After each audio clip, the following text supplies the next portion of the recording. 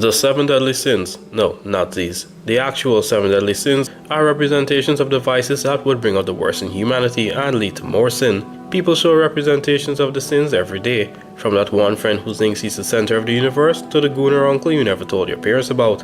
Most of us think of animals as pure beings that act based off of instinct and the need to survive. Well, you're wrong. The animal kingdom is made up of a bunch of terrible bastards, from serial rapists of the ocean to genocidal armies. I'm going to be covering the 7 deadly sins, but as animals. So grab a snack and let's get into it. The first sin we're going to be covering is for all my big backs out there. Gluttony is the act of overdrinking or overindulging to the point of waste or possibly even self-harm. There's a bunch I think most of you are probably expecting.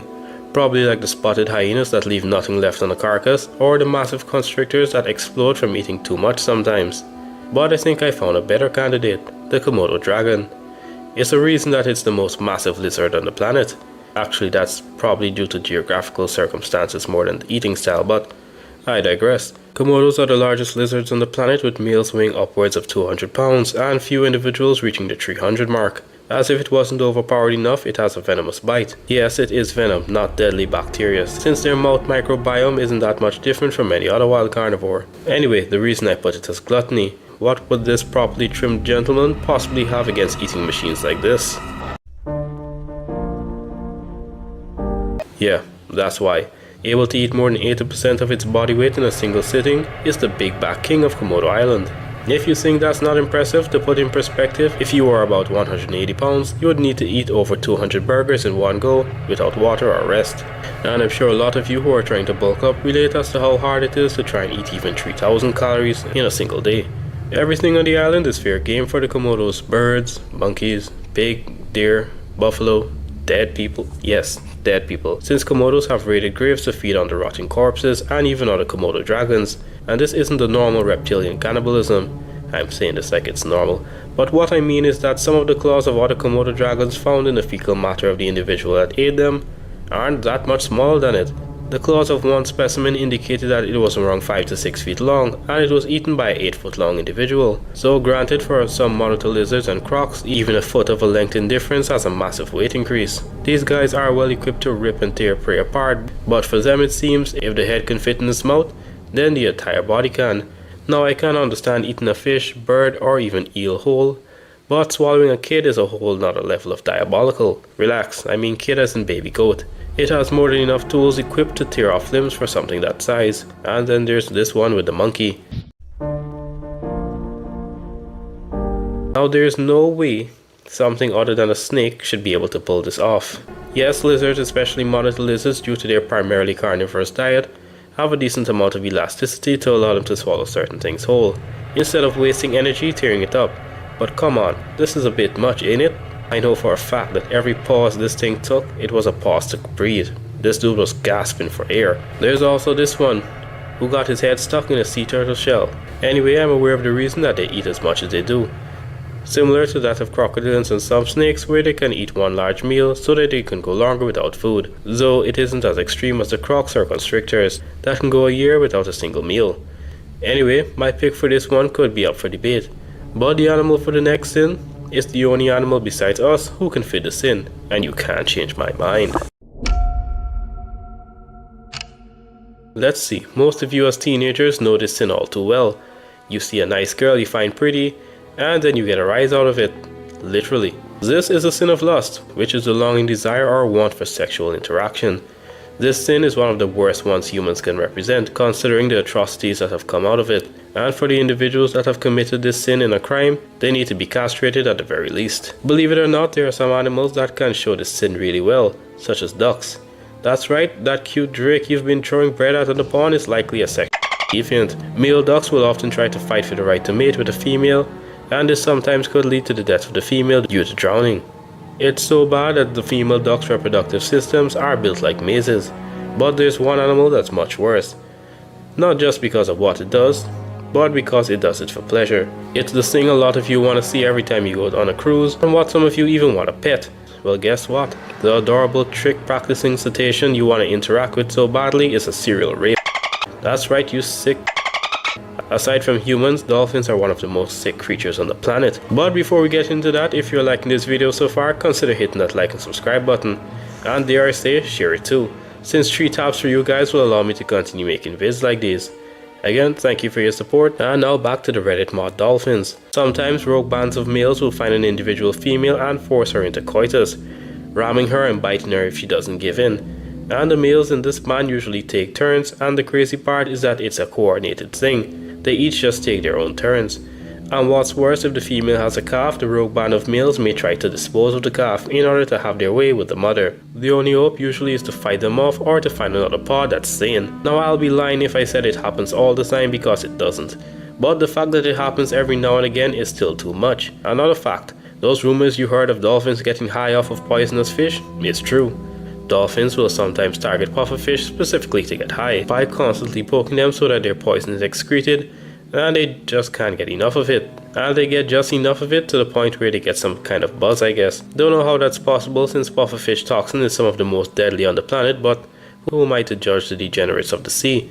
They also perform or try to perform interspecies coitus. Sometimes their target's not being alive, but I'll get into that later. We see a lot of videos of dolphins jumping onto girls and flapping about. I think most of you remember of the flipper case, don't we? Now, back to what I was supposed to talk about, with some of their participants not even being alive. Dolphins of different species, but most commonly bottlenose and river dolphins, have been seen trying to copulate with dead fish, some that don't even have their heads attached. There is a somewhat infamous video I saw on Instagram where a river dolphin was using a dead fish the same way a Reddit mod uses his anime pillow. But this is YouTube, and since I just got this channel monetized, I refuse to show it. As a matter of fact, why do you even want to see the video? For the few weird people who somehow want to defend them, saying, well, dogs and other animals hump inanimate objects too, so what's the problem? The problem is that humans, primates, and dolphins are the only creatures, I think, that perform coitus strictly for pleasure. So the mob assault and necrophilia wasn't trying to carry out their species genes, it was to satisfy their weird cetacean needs. So with that, I hope you'll see Scrooge Duck and Flipper the Dolphin for what they really are. The next candidate for the upcoming sin is probably even more surprising than the gooning sea mammals. Penguins, the cute little, well, not so little flightless birds that waddle around and do the most adorable poses. How could they possibly end up as a deadly sin? Well, again, nature's cutest are often its darkest in disguise.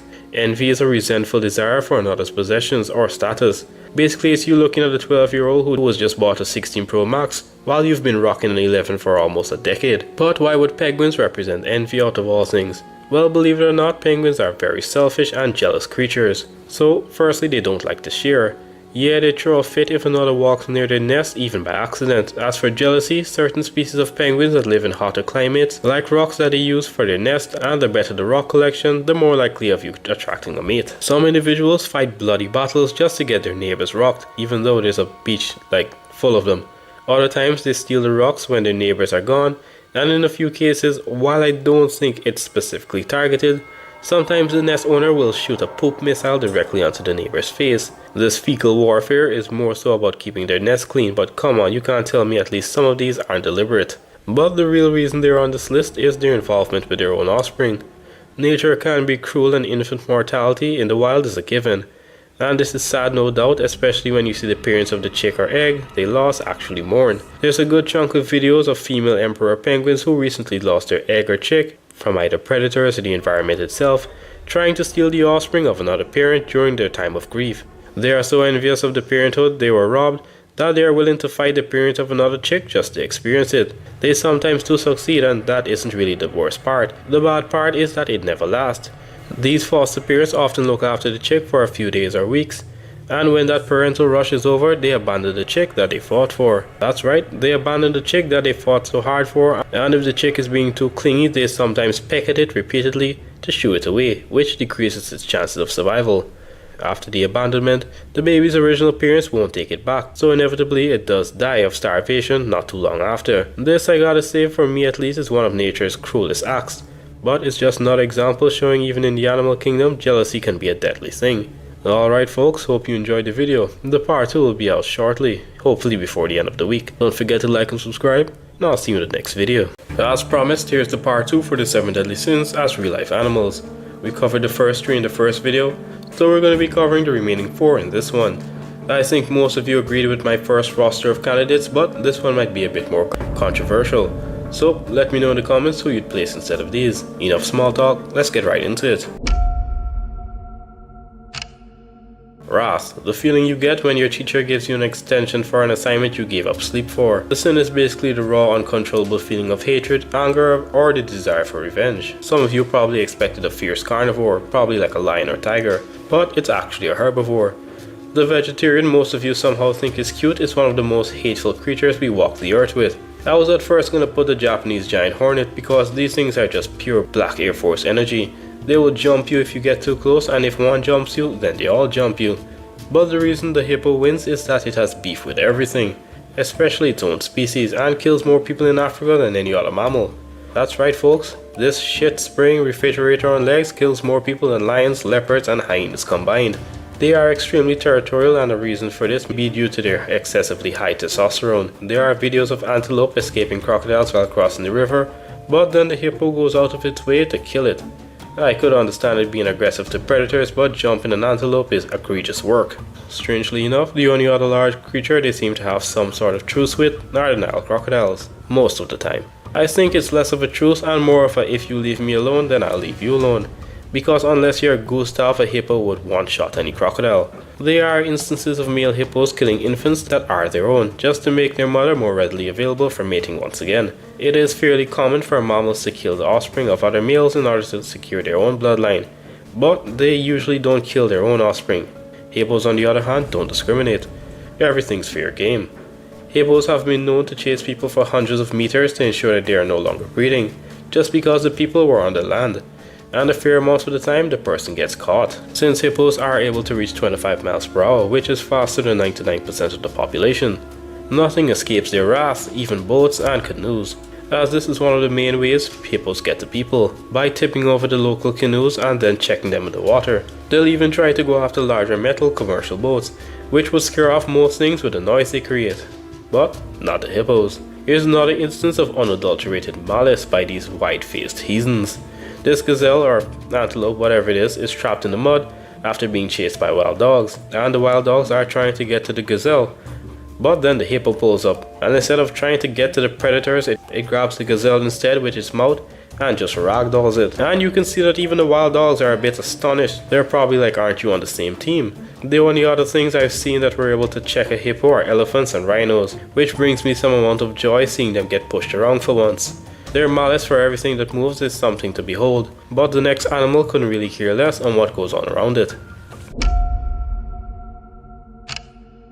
No, I'm not going to put the sloth for sloth, since they literally don't have a say in the matter. It's how they were made, and I found another animal that's even more lazy than them in a sense. Sloth is a lack of spiritual or physical effort, like you watching a movie or something instead of doing that one task that you know you're supposed to. Some great candidates would be pandas, the sloth itself, lions. Yes, lions, despite what National Geographic shows you, they spend most of their lives sleeping. They hunt and sleep, with the males doing their occasional border patrol. The one animal that beats this, however, is what most of you want to see if you want to go to Australia. The koala. Yes, these cute but not so cuddly fiends spend usually no more than 2 to 4 hours a day awake, with the remainder being spent snoozing. Part of this is due to their diet, like the pandas. But not even a yin-yang bears sleep this much. The eucalyptus leaves that these marsupials consume have a toxin that can't be processed by any other animal. Heck, it can't even be properly processed by them either. Like, how unlucky do you have to be in the evolutionary race that the one thing you're supposed to be specialized in eating requires you to sleep for around 18 to 20 hours a day just to digest it. Fun fact for those who don't know. But your cute little marsupial feeds its young its own feces in order to give it the bacteria it requires to eat the eucalyptus. Isn't that fun? They also bite like really bad and can transfer diseases such as chlamydia. There was a video I saw as a child, I can't find the video now, but it was a koala sleeping in a tree and a lace monitor I think was climbing right up towards it. The koala did briefly open its eyes and then just went back to sleep. That's a literal predator walking towards you, and your first decision after finding out that that's near you is to go back to sleep. Even the lace monitor was a bit stunned because I think it just went back down without doing anything. And mind you, the lace monitor is not a small animal. As bad as going back to sleep while there's something wanting to eat you right in front of your faces, the next animal on the list isn't that surprising.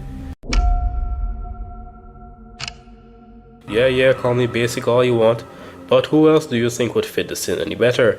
Pride in the Bible is the exact same thing that led to the downfall of Lucifer. It's seeing yourself as superior to everyone else around you, and this sometimes can lead to one's own destruction, and this does actually happen a lot for the pick of this list, the lion. Often represented as the symbol of pride in a lot of cinema, hell, even in some anime such as the Seven Deadly Sins, where Escanor has the mark of a lion and was the sin of pride. But what makes it a pick for the sin is its general mannerism. Yeah, we see them run away from a lot of stuff, but hey, if I saw a 3-ton bulldozer with spikes for teeth running towards me, I'd make a run for it too. There are many videos of lions being killed in a fight, and some call it courage, but some of the times it's just stupid. First off, I just want to set a record straight. It's very hard for an animal to actually represent pride to the degree that we think about it, because these guys are thinking of survival or what they think is best for them. Now with that out of the way, there are clips of some young male lions trying to take on adult males and getting mauled for it. There was a case where a band of juvenile brothers who not too long left the pride entered the territory of another brother duo, but they were adults with their own pride. When the adult males spotted the sub-adults, one of the younger brothers booked it, and the other one for whatever reason decided to stand his ground and take on the two adults. He got banged up, but he did survive somehow, and there's a decent amount of videos showing this. Besides us, lions are one of the few animals I've found that put themselves in direct danger instead of backing off, and not showing any amount of self-preservation. It's like you and your friend walking down an alley and 4 big buff dudes appear, obviously wanting to cause you harm. Now, your friend takes off since he wants to live, but your dumbass thinks you're the main character, so you stand your ground and try to fight them, just to get laid out on the floor and robbed. That's basically what a good chunk of these young male lions do. You could say that the adults do this too, but that's more so to defend their pride, since if new males take over, then they kill his own offspring. But for the sub-adult male who decide to ignore their self-preservation and take on their 480 plus pound counterparts for no reason, it's a bit strange. Even in other carnivores, we see the smaller individual usually run as fast as they can away from the larger aggressor in order to live another day. There's probably one animal out there that can represent pride better, and if you can name it, then leave it in the comment below. Greed is the excessive desire for wealth or material things. It's a bit weird for an animal to represent this because, let's face it, most of them are thinking about their own survival. But when you're taking light bulbs off of someone's porch, it becomes a different story.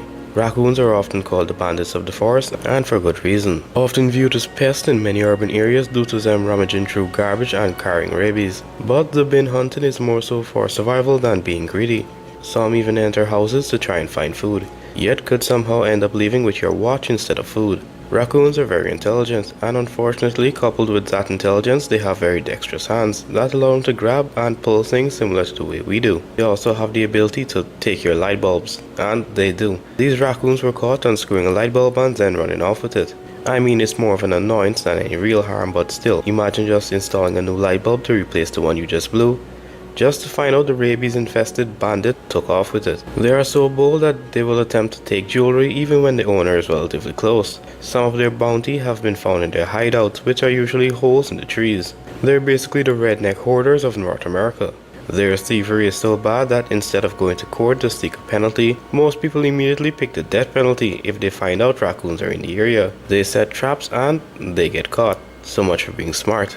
While most animals are foraging for food or storing up for the changing seasons, these beefed up striped looking rats are busy satisfying their curiosity.